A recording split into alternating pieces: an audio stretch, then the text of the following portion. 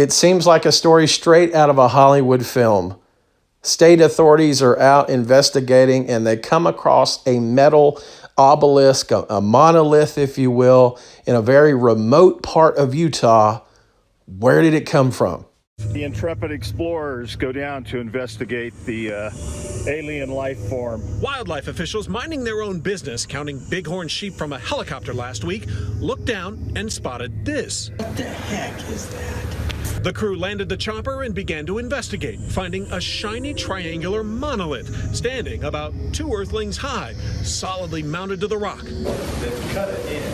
One of the crew members notices the monolith points toward a split in the canyon wall, perhaps suggesting the alignment might have some type of Stonehenge-like significance. This is wild. There are many questions. Is it a rogue art installation, a practical joke? And most importantly, how did they get it here? And of course, as the internet is wont to do, it didn't take very long for something out of this world to be possibly mentioned. But we're not saying it's necessarily aliens.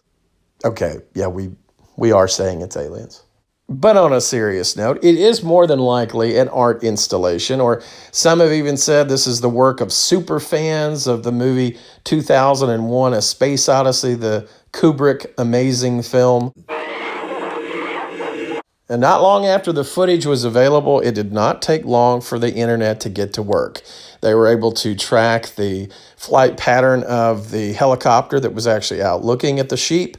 And going back on previous data on satellite photos, they feel like the obelisk has been there since at least 2015, 2016.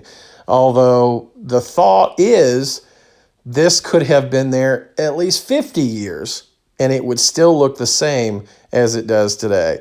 But I tend to agree with some of the internet sleuths who have looked at the satellite photos that it is more than likely within the last 5 to 10 years. Now, of course, one of the biggest concerns is this is federal land, and it is against the law to actually put in any art installation like this to really do anything on federal land without the proper permits to do so.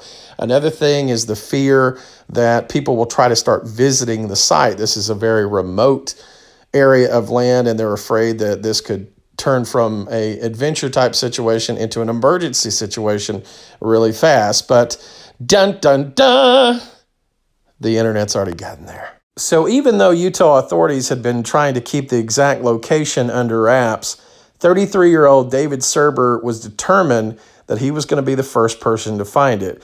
Based off of Reddit posts, he felt like through the aid of several on the internet that he felt like they had been able to pinpoint the location, that he would go there. He drove 6 hours through the night and was the first person to reach the spot. Now for him, who I should say is a veteran, a former Army infantry officer, it really intrigued him that this had remained hidden for at least 5 years, and that's unheard of in the current climate that we have in the world. Nothing stays hidden.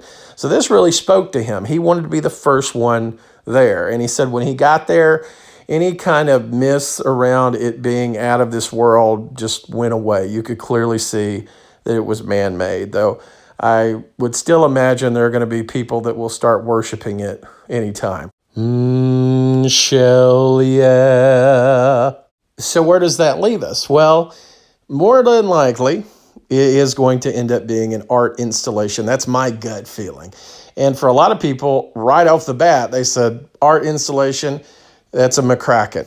The only problem is the person they thought it might be responsible for this, John McCracken, died in 2011, though he was known for producing similar types of artwork in similar types of locations. So perhaps this is someone just doing an homage to McCracken. That could be. Or this could be a totally brand new artist that nobody knows about, and part of the journey has just been getting here, and maybe it takes another 5 to 10 years for the artist to come forward.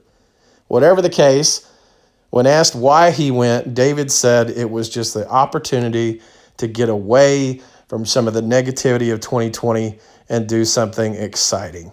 And having some excitement in our life is a good thing. Thank you for watching, everybody, and have a great day.